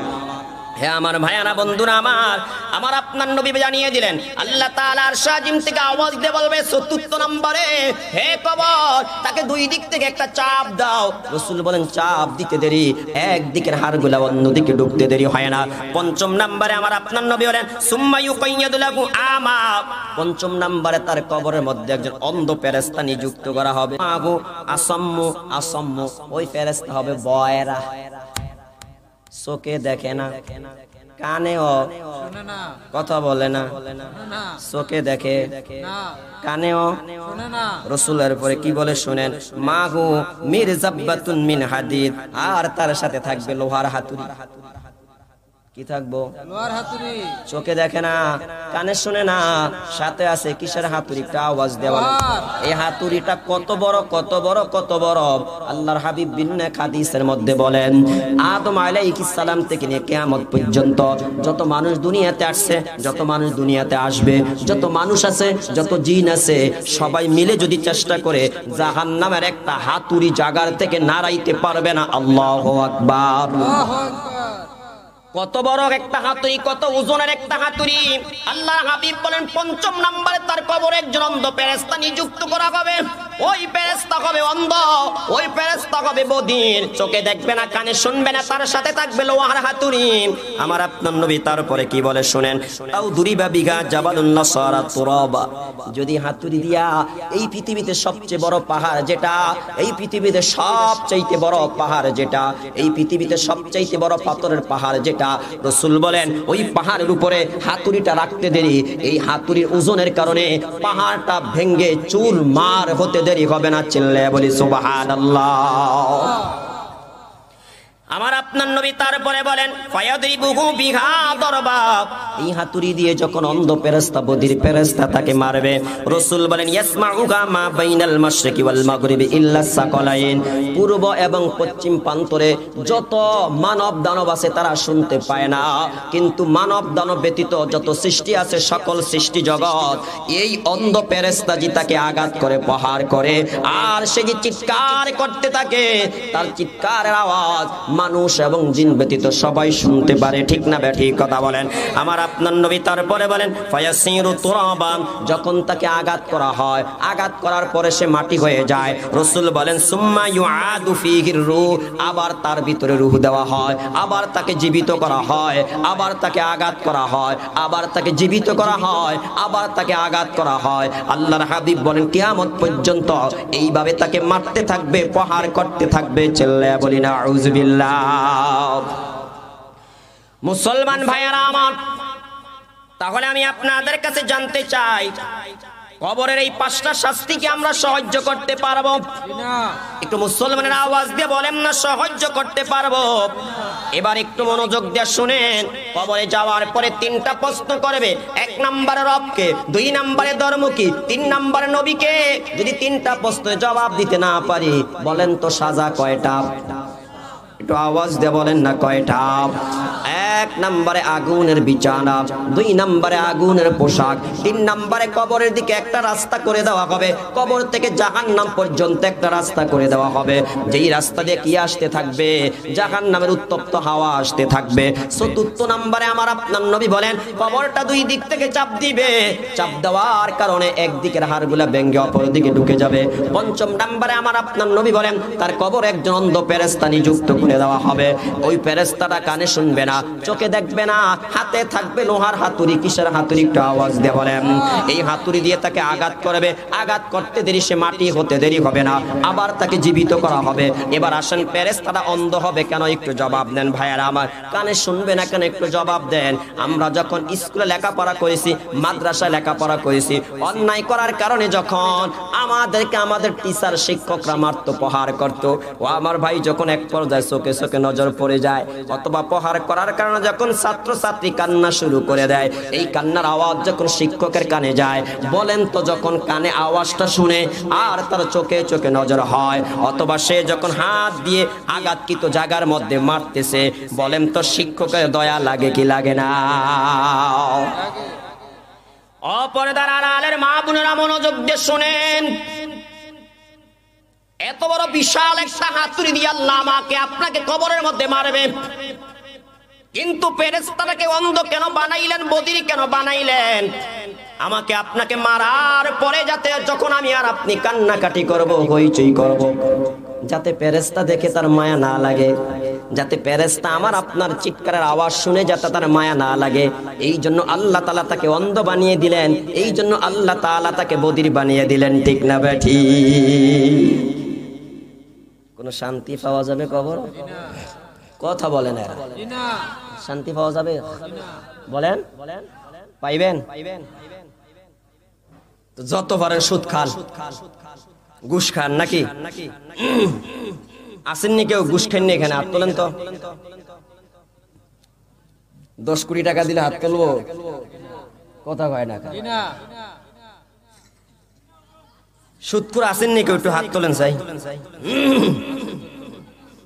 তুলবো হাত? আপনারা বলেন। জীবনও তুলবো? হ্যাঁ, তুলবো না।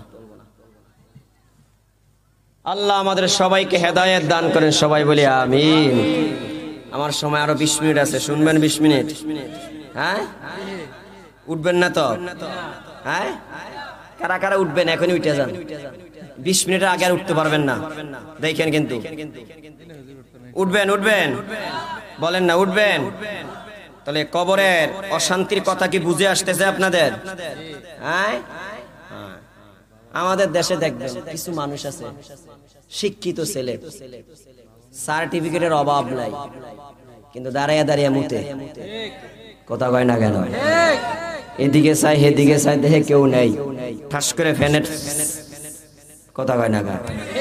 সেন্টার টান দিয়ে সাইডা দিছে। আচ্ছা, মানুষের বাচ্চাকে এইভাবে পেশাব করতে পারে? কে করে বলেন তো? বলেন না কে করে? একটু আওয়াজ দিয়ে বলেন না কে করে? ভাই, মা বাবার বিষয়ে আজকে কথা বলবো না, আমি বলছি কবর বিষয়ে কথা বলবো। কবর বিষয়ে কথা বলবো এখানে।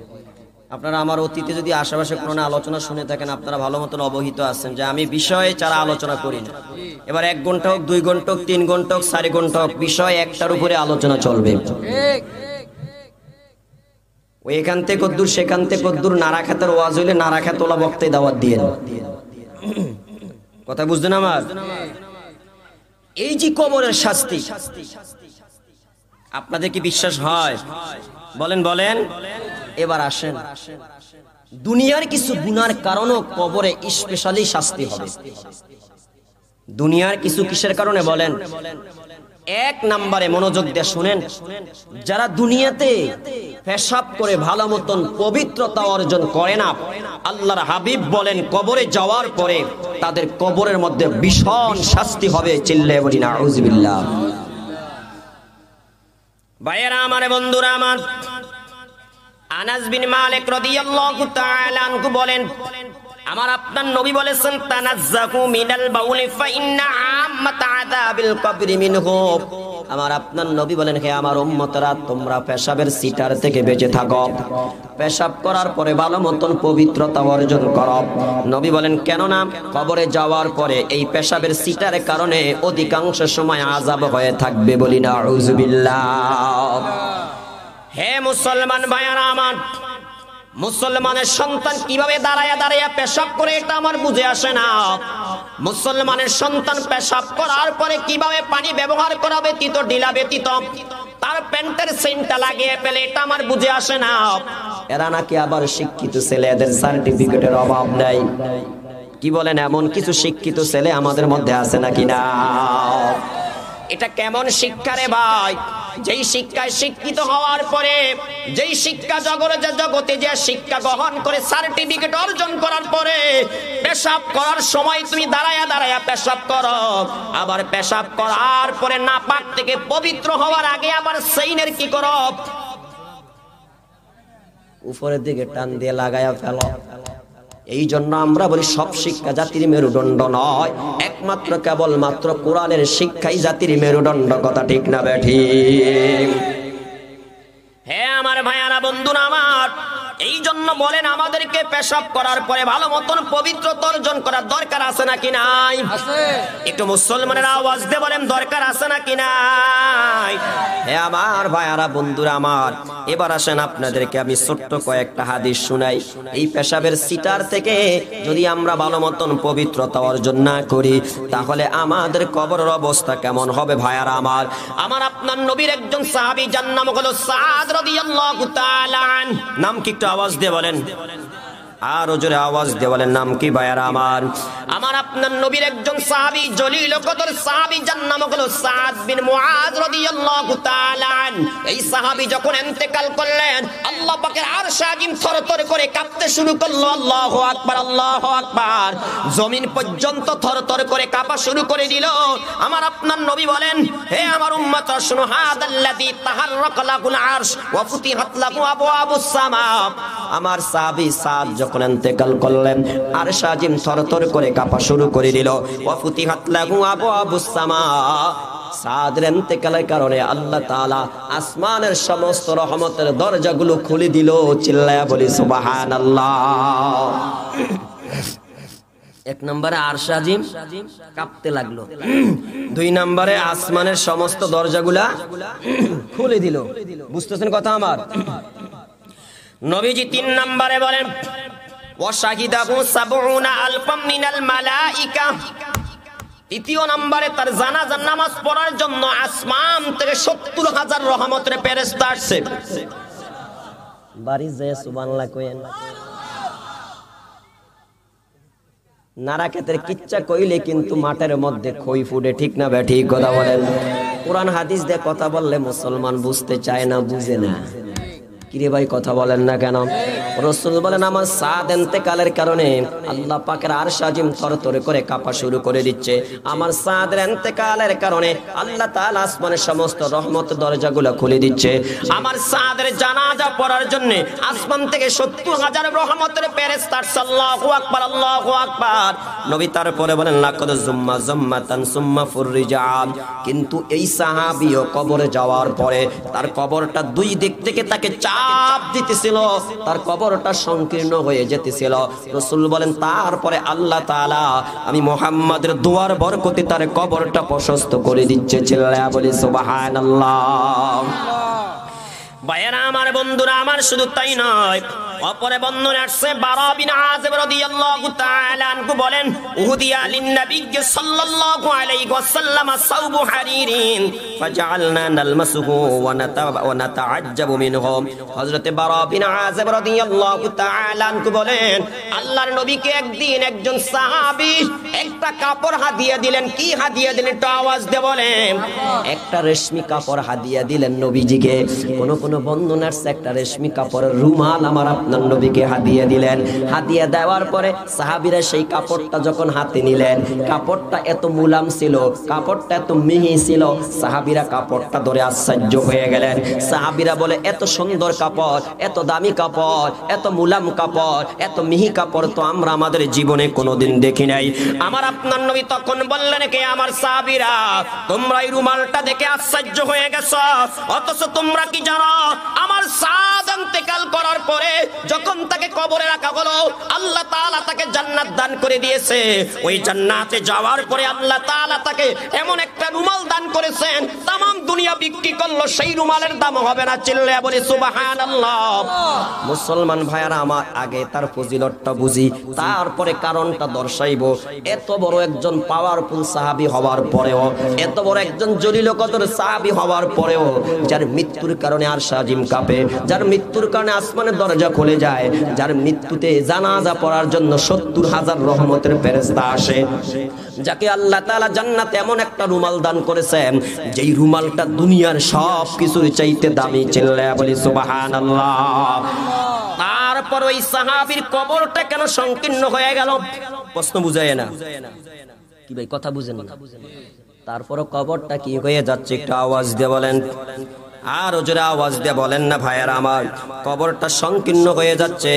শুধু তাই নয় ভাইয়ারা আমার, একটু মনোযোগ দিয়ে শুনেন। তিরমিজি শরীফের হাদিস আসছে, কাতাদা রাদিয়াল্লাহু তাআলা আনহু থেকে বর্ণিত, তিনি বলেন লাম্মা উমিলাত জিনাজাতু সাদ ইবনে মুআজ, যখন সাদ ইবনে মুআজ রাদিয়াল্লাহু তাআলা আনহু জানাজা পড়ার পরে যখন সাহাবীরা লাশটা কাঁধে নিলেন, 4 জনে 4 কাঁধের মধ্যে নিলেন, তখন তার লাশটা একেবারে হালকা মনে হচ্ছে, হালকা মনে হচ্ছে। ভাইয়ারা আমার মাথায় যদি কোনো বোঝা থাকে, সামনের থেকে পিছনের থেকে ডাইনে বামের থেকে যদি মানুষ দেখে, তখন তারা বুঝতে পারে আমার বোঝাটা কি হালকা নাকি ভারী। ঠিক না বে ঠিক কথা বলেন। রাসূলের সাহাবী সাদের জানাজা পড়ে 4 জন সাহাবী যখন 4 কাঁধে নিলেন ভাইয়ারা আমার, নেওয়ার পরে পিছন থেকে মুনাফিকরা বলতে লাগলেন এই যে সাদের প্রতি আল্লাহ রাজি নয়, এই জন্য তার লাশটা হালকা হয়ে গেছে, এই জন্য তার লাশটা হালকা মনে হয়। আমার আপনার নবী যখন এই কথা শুনলেন, মুনাফিকরা যখন এমন কথা বললেন, নবী বললেন তারা জানে না আল্লাহ তাআলা সাদের লাশ বহন করার জন্য আসমান থেকে ফেরেশতা পাঠিয়েছে। দুনিয়ার নিজাম অনুযায়ী শুধুমাত্র কেবলমাত্র দুনিয়ার মানুষ তার খাটটা বহন করে নিয়ে যাচ্ছে, অথচ বাস্তবে সাদের লাশ বহন করতেছে কার? ফেরেশতারা। একটু আওয়াজ দিয়ে বলেন না কার ভাইয়ারা আমার? কেন মুনাফিকরা এমন কথা বলেছে সেটার একটা কারণ আছে, সেদিকে যাওয়ার আমার সময় নাই। হে আমার ভাইয়ারা, বন্ধুরা আমার, তাহলে এখানে আমরা কতগুলা কারণ জানতে পারলাম। 1 নম্বরে সাদের ইন্তেকালের কারণে আরশ আজিম থরথর করে কাঁপলো। 2 নম্বরে সাদের ইন্তেকালের কারণে আসমানের রহমতের দরজাগুলো খুলে গেল। 3 নম্বরে সাদের জানাজা পড়ার জন্য ৭০,০০০ রহমতের ফেরেশতা আসলো। 4 নম্বরে সাদকে আল্লাহ জান্নাতে এমন একটা রুমাল দিলেন যে রুমালটা দুনিয়ার সবকিছুর চেয়ে দামি। 5 নাম্বার সাদের লাশ বহন করার জন্য আল্লাহ তাআলা আসমান থেকে ফেরেশতা পাঠাইছে কি পাঠায় না ভাইয়ারা আমার? এবার আসেন হে আমার ভাইয়ারা বন্ধুরা আমার, মুসনাদে আহমদের বর্ণনা আসছে আন জাবির রাদিয়াল্লাহু তাআলা আনহু قال خرجنا مع رسول الله صلى الله عليه وسلم الى سعد بن معاذ حين توفي فلما صلى عليه رسول الله صلى الله عليه وسلم হযরত জাবির রাদিয়াল্লাহু তাআলা আনহু বলেন রাসূলের সাহাবী সাদ যখন ইন্তেকাল করলেন, ইন্তেকাল করার পরে যখন তাকে গোসল দিয়ে কাফন পরায়া জানাজা পড়ার জায়গায় নিয়ে আসলেন, আমরা নবীজির সাথে জানাজা পড়ার জন্য কি করলাম? রওনা করলাম। আল্লাহর হাবিব তার জানাজা পড়লেন, জানাজা পড়ার পরে উদিয়া ফি কবরিহি, নবীজি তাকে কবরের মধ্যে রাখলেন। ও সুফিয়া আলাইহি, তার কবরের উপরে নবীজি মাটি দিলেন। আল্লাহর হাবিব কবরের উপর মাটি দেওয়ার পরে কবরে যখন দেওয়া শেষ হয়ে গেল, মাটি দেওয়া যখন শেষ হয়ে গেল, রাসূল তখন সাব্বাহা রাসূলুল্লাহ সাল্লাল্লাহু আলাইহি ওয়াসাল্লাম ফাসাব্বাহনা তাবিলা। আল্লাহর হাবিবের সাহাবী বলেন সুম্মা কাব্বারা ফাকাব্বারনা, রাসূল হঠাৎ করে কবরের পাশে দাঁড়ায়া কি করতে লাগলেন? সুবহানাল্লাহ বলতে লাগলেন। বলেন না সুবহানাল্লাহ, সুবহানাল্লাহ, সুবহানাল্লাহ, আল্লাহু আকবার, আল্লাহু আকবার, আল্লাহু আকবার। নবীজি ইতিপূর্বে কোন কবরের কাছে এরকম ভাবে তাসবিহ পড়ে নাই, এইভাবে রাসূল তাকবীর বলে নাই। কোন কিতাবের মধ্যে লেখছে আমার আপনার নবী তার দুইটা হাত দুই দিকে দিয়ে কবরের উপর নবীজি কি করলেন? শুয়ে গেলেন। কবরের উপর নবীজি এইভাবে পড়ে গেলেন। সাহাবীরা প্রশ্ন করলেন ইয়া রাসূলুল্লাহ ইয়া হাবিবাল্লাহ লিমা সাব্বাহতা সুম্মা কাব্বারতা, নবীজি আপনি কেন তাসবিহ পাঠ করলেন তারপরে কেন তাকবীর বললেন? ও নবী আপনার কাছে জানতে চাই, ইতিপূর্বে তো আপনি কোন কবরের পাশে এইভাবে তাসবিহ পাঠ করেন নাই, এইভাবে তাকবীর পাঠ করেন নাই। আমার আপনার নবী তখন জবাব দিল হে আমার সাহাবীরা শোনো, লাকাত তাদাইকা আলা হাদাল আবদিস সালেহ কবরু, আল্লাহ তাআলার এই নেককার বান্দাকে মাটি দেওয়ার পরে কবরটা দুই দিক থেকে তাকে চাপ দিতেছিল। আমি নবী যখন আল্লাহর কাছে তাসবিহ পড়ে তাকবীর বলে দোয়া করলাম, সুম্মা ফাররাজাহুল্লাহু আনহু, আল্লাহ তাআলা তাকে কবরের চাপ থেকে মুক্তি দিয়েছে। চিল্লায়া বলি সুবহানাল্লাহ। মুসলমান ভাইয়ারা আমার একটাবার চিন্তা করে দেখেন, যার জানাজা স্বয়ং রাহমাতুল লিল আলামিন পড়লেন, সুবহানাল্লাহ বলেন না ভাইয়ারা আমার, যাকে স্বয়ং রাহমাতুল লিল আলামিন কবরে রাখলেন, যার কবরের উপর নবীজি মাটি দিলেন, ওই সাহাবীর ব্যাপারে রাসূল বলেন লাকাত তাদাইকা আলা হাদাল আবদিস সালিহ কবরু, এই নেককার বান্দার কবরটা সংকীর্ণ হয়ে যেতেছিল, দুই দিক থেকে চাপ দিতেছিল। আমি নবী যখন তার জন্য তাসবিহ পড়ে তাকবীর পড়ে দোয়া করলাম, আল্লাহ তাআলা আমার দোয়ার বরকতে তার কবরটা প্রশস্ত করে দিয়েছে। চিল্লায়া বলি সুবহানাল্লাহ। হ্যাঁ আমার ভাইয়ারা বন্ধুরা আমার, একটা চিন্তা করে দেখেন, এই সাহাবীর মৃত্যুতে আমরা কতগুলা ফজিলত জানতে পারলাম, কিন্তু তারপরে রাসূল বলেন তার কবরটা সংকীর্ণ হয়ে যাচ্ছে। হ্যাঁ আমার ভাইয়ারা বন্ধুরা আমার, রাসূল তার জানাজা পড়ার পরে মাটি দেওয়ার পরে একজন সাহাবীকে তার বাড়িতে পাঠাইলেন, যাও যাও সাদের স্ত্রীর কাছে জিজ্ঞেস করো সাদের আমল কেমন ছিল। ভাইয়ারা আমার, ওই সাহাবী সাদের বাড়িতে গেলেন, দরজায় নক করলেন, ভিতর থেকে আওয়াজ আসলো কে আপনি? আমি অমক, রাসূল আমাকে পাঠাইছে আপনার স্বামী সাদের ব্যাপারে জানার জন্য, আপনার স্বামী সাদের আমল কেমন ছিল। স্ত্রী বলে আমার স্বামী অনেক ভালো মানুষ ছিল, আমার স্বামী অনেক বড় আল্লাহওয়ালা, আমার স্বামী অনেক বড় নেককার, আমার স্বামী অনেক বড় পরহেজগার। এবার সাহাবী বলে না না, আপনি একটু ভালো মতন চিন্তা করে দেখেন আপনার স্বামীর আমলের মধ্যে কোনো ত্রুটি আছে কিনা, আপনার স্বামীর আমলের মধ্যে কোনো ভুল আছে কিনা, আপনার স্বামী কোনো গুনাহ করছে কিনা, কোনো অন্যায় করছে কিনা। স্ত্রী বারবার ঘর থেকে আওয়াজ দিয়ে বলে না না, আমার স্বামী সাদ কোনোদিন গুনাহ করে নাই, কোনো অন্যায় করে না, কোনো নাফরমানি করে নাই। সাহাবী বাকির থেকে বলে আল্লাহর হাবিব আমাকে পাঠাইছেন, কোনো না কোনো কারণ আছে। এবার স্ত্রী বলে শুনেন শুনেন, আমার স্বামী যখন বকরি চড়াইতো, আমার স্বামী যখন উট চড়াইতো, সে অনেক সময় দেখা যাইতো যেই লুঙ্গি পরিধান করে, যেই ইজার পরিধান করে, যেই কাপড় পরিধান করে সে উট চড়াইতো, বকরি চড়াইতো। নামাজের সময় হওয়ার পরে ওই কাপড়টা নিয়ে নামাজ পড়ে ফেলতো। সাহাবী এই রেজাল্ট নিয়ে রাসূলের কাছে চলে গেলেন। ভাইয়ারা আমার, যখন সাহাবী রাসূলের কাছে গিয়ে বললেন ইয়া রাসূলুল্লাহ ইয়া হাবিবাল্লাহ, সাদের স্ত্রী তার ব্যাপারে ভালো ছাড়া কিছুই বলতে পারে না, তবে এই একটা কারণ বলেছে। আল্লাহর হাবিব তখন বললেন সাহাবীরা শোনো শোনো, আমি নবী তোমাদেরকে বলি তোমরা পেশাবের সিটার থেকে বেঁচে থাকবা, কেননা এই পেশাবের সিটার থেকে যারা বেঁচে থাকবে না আল্লাহ তাআলা তাদেরকে কবরে যাওয়ার পরে কবরে শাস্তি দিবে। চিল্লায়া বলি নাউযুবিল্লাহ। আমার আপনার নবী তখন বললেন কে আমার সাহাবীরা, সাদের কবরটা সংকীর্ণ হওয়ার কারণ এটাই, সাদ দুনিয়াতে থাকতে বকরি চড়াইতো, রাখালগিরি করত, আর যখন নামাজের সময় হয়ে যাইত এই কাপড় পরা অবস্থায় নামাজ পড়ে ফেলতেন, এই জন্যই তার কবরের মধ্যে কবরটা দুই দিক থেকে চাপ দিয়েছে। হ্যাঁ আমার ভাইয়ারা, বন্ধুরা আমার, তাহলে একটাবার চিন্তা করে দেখেন, ও আমার ভাইয়ারা, ইচ্ছাকৃত নয় অনিচ্ছাকৃত ভাবে বকরি চড়াইতে যে একটু পেশাবের সিটা লেগে যেতে পারে, ঠিক না বে ঠিক কথা বলেন? যদি এটার জন্য কবরের অবস্থা এমন হয়, আর আমরা যারা মুসলমানের বাচ্চা হওয়ার পরে পেশাব করে ডিলাও লই নাই, পানিও ব্যবহার করি নাই, বলেন তো তাদের অবস্থা কেমন হতে পারে, ঠিক না বে ঠিক? বুঝেন না কথা? বুঝছেন? আসলে এত বড় সাহাবী হওয়ার পরেও, এত মর্যাদা পাওয়ার পরেও, এত সম্মান পাওয়ার পরেও কবরের সাপ থেকে রক্ষা পাইছে। দেখেন মুস্তাদ আহমদের মধ্যে আরেকটা হাদিস আসছে, আম্মা জান আয়েশা সিদ্দিকা রাদিয়াল্লাহু তাআলা আনহা বলেন, ইন্না লিল কবরি দাগাতান ওয়ালাউ কানা আহাদুন নাজিয়াম মিনহা নাজা মিনহা সাদ ইবনে মুআজ, যে কবরে যাওয়ার পরে কবর প্রতিটা মানুষকে চাপ দিবে, যদি কবরের চাপ থেকে কেউ রক্ষা পাইতো রাসূলের সাহাবী সাদ বিন মুআজ রক্ষা পাইতো। চিল্লে বলি সুবহানাল্লাহ। কি বুঝতে পারলেন? কবরে গেলে সাপ খাওয়া লাগবে কিনা? হোটেলে যে সাপ খাননি আপনারা? সাপ কয় না, সাপ খাননি? হ্যাঁ কথা কয় না? এই সাপ আর এই সাপ কি এক সাপ? হ্যাঁ এই যে কথা কয় না কেন? এই সাপ খাইলে মজা পাওয়া যায়, এই সাপ খাইলে সাজা পাইব, কথা কয় না কেন? এরা আজকে দাঁড়িয়ে দাঁড়িয়ে পেশাব করবেন নি যুবক ভাইয়েরা? হ্যাঁ করবেন? তাহলে গুনার থেকে বাঁচার দরকার আছে নাকি নাই? এরা কথা বলে না, কথা না বললে তো কথা বলতে ভালো লাগে না। তাহলে গুনার থেকে বাঁচবেন কিনা একটা আওয়াজ দিয়ে বলেন, বাঁচবেন কিনা ভাইয়ারা আমার? গুনার থেকে বাঁচার দরকার আছে নাকি নাই? বাঁচবেন? কথা কন না, বাঁচবেন নি? হ্যাঁ আল্লাহ আমাদেরকে গুনার থেকে বাঁচার তৌফিক দান করেন, সকলে বলি আমিন। তাহলে কবরের মধ্যে যত গুনার কারণে শাস্তি হবে, তার ভিতরে একটা গুনাহ হলো পেশাব করে যদি ভালো মতন পবিত্রতা অর্জন না করে। 29 না 30 বাজে, ছেড়ে দিব না পারলে? কতটুকু চলছে সময়? কত সময়? তো অনেক হয়ে গেছে। হ্যাঁ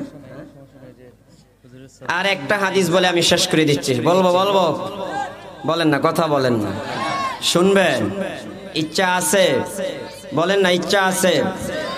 ভাইয়ারা আমার, বন্ধুরা আমার, বুখারী শরীফের হাদিস আসছে, ইবনে আব্বাস রাদিয়াল্লাহু তাআলা আনহু থেকে বর্ণিত, তিনি বলেন রাসূল করিম সাল্লাল্লাহু আলাইহি ওয়াসাল্লাম একদিন দুটি কবরের পাশ দিয়ে যাচ্ছিলেন। কয়টা কবর? একটু আওয়াজ দিয়ে বলেন। মাররান নবী সাল্লাল্লাহু আলাইহি ওয়াসাল্লাম আলা কবরাইনি, আমার আপনার নবী দুটি কবরের পাশ দিয়ে যাচ্ছিলেন। এমনই সময় আমার আপনার নবী দাঁড়িয়ে গেলেন, দাঁড়িয়ে বলতে লাগলেন, কে আমার সাহাবীরা, এই দুইটা কবরের মধ্যে শাস্তি হচ্ছে। রাসূল তারপরে বললেন, বড় গুনাহের কারণে শাস্তি হয় নাই। নবীজি এক নম্বরে বললেন, হে আমার সাহাবীরা, এই দুইটা কবরের ভিতরে যে শাস্তি হচ্ছে, একটা কবরের শাস্তি হচ্ছে এই লোকটা দুনিয়াতে থাকতে পেশাব করে ভালো মতন পবিত্র অর্জন করে না। দ্বিতীয় নাম্বার কবরে শাস্তি হচ্ছে ইয়ামশি বিন নামিমা, এই লোকটা দুনিয়াতে থাকতে চুগলখড়ি করে বেড়াইতো। চিল্লায়া বলি না আউযুবিল্লাহ।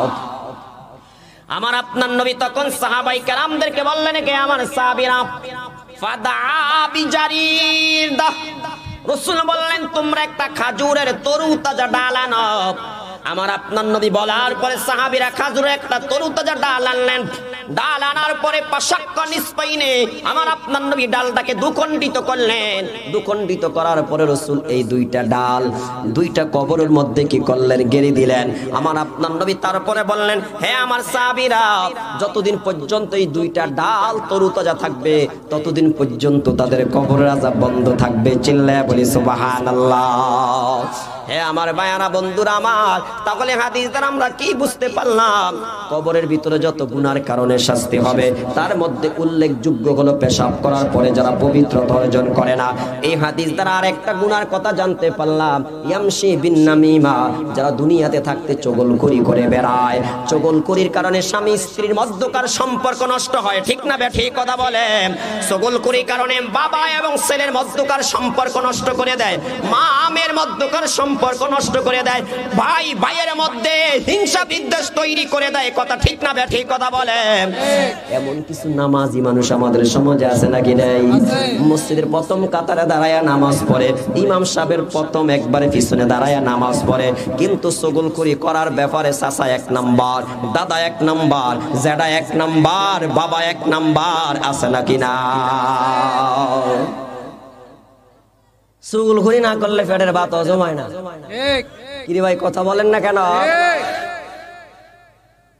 চগলখড়ি নিয়ে একটা ঘটনা শুনাইতাম। ইমাম জাহাবি রহিমাহুল্লাহ কিতাবুল কাবারের মধ্যে চমৎকার একটা ঘটনা লেখছেন।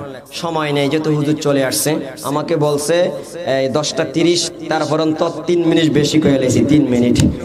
ভাই আর আমার 9টার আগের থেকে শুরু হয়েছে নাকি? 10টা, এখন 10:33 বাজে। সুবহানাকা সুবহানাকাল্লাহুম্মা